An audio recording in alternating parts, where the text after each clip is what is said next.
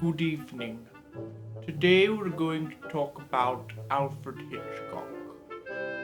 I promise I won't talk like this the entire video.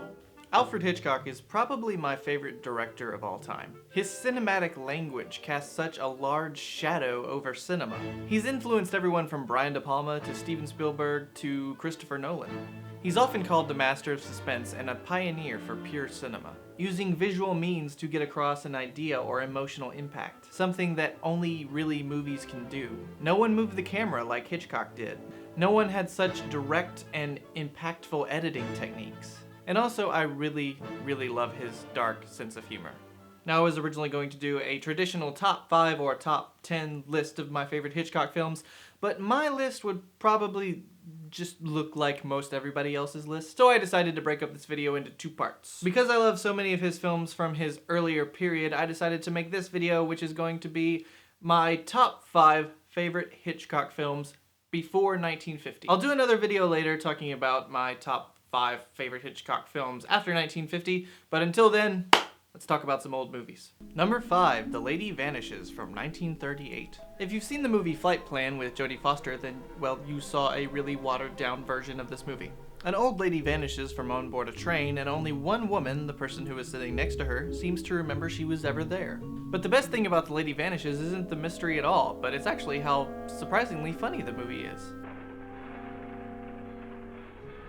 That isn't Miss Roy. And you can tell that Hitch had a lot of fun setting an entire movie almost completely on a train. Full of quick wit and adventure, The Lady Vanishes is one of Hitchcock's most delightful surprises. Number 4, Rebecca. The only Hitchcock film to receive an Academy Award for Best Picture. Rebecca is the woman everyone is talking about, though she never appears in the film. Mostly because she's dead. There's kind of a thing in Hitchcock films where women seem to marry guys they barely know and then immediately regret it.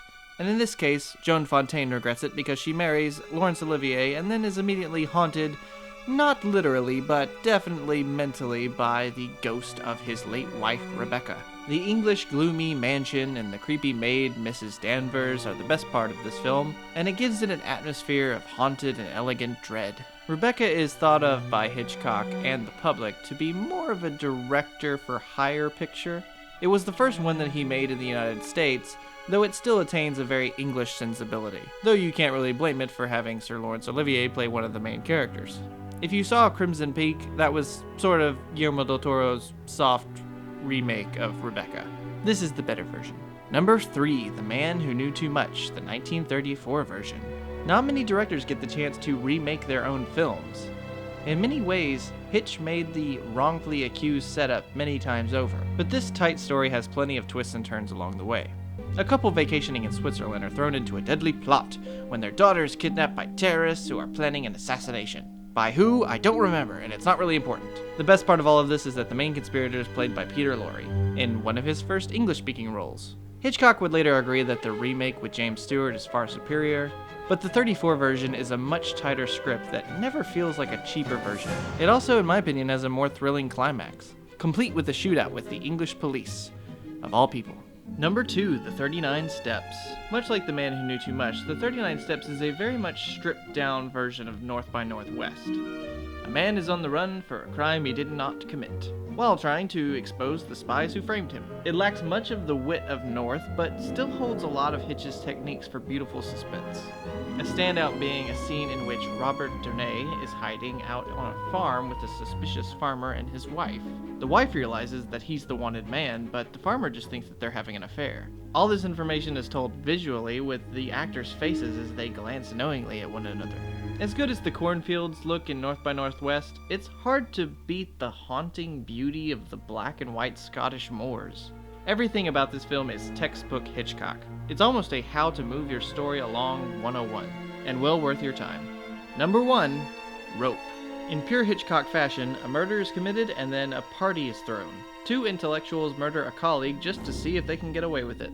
Then they invite the boy's family to a party and have his body hiding in the buffet. It's funnier than it sounds.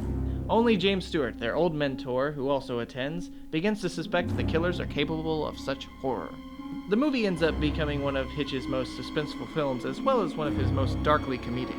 Hitchcock would later dismiss Rope as a gimmick film, seeing as how most of the film looks like one shot, but it's criminally underappreciated as one of his strongest character movies. The experiment was to see if you could make a film work that appears to be all one continuous take. Hitch masterfully moves the camera in a way that never draws your attention to what it's doing. It may be a minor masterpiece, but it's a masterpiece nonetheless. So I hope if you're already a fan of Alfred Hitchcock and you haven't seen these movies, you'll check them out. Some of them have been released by Criterion, and a lot of them are actually free on YouTube. See, look. Look at that. I'm flaunting this in front of you. Well, until we meet again, have a good evening. Is this unpleasant?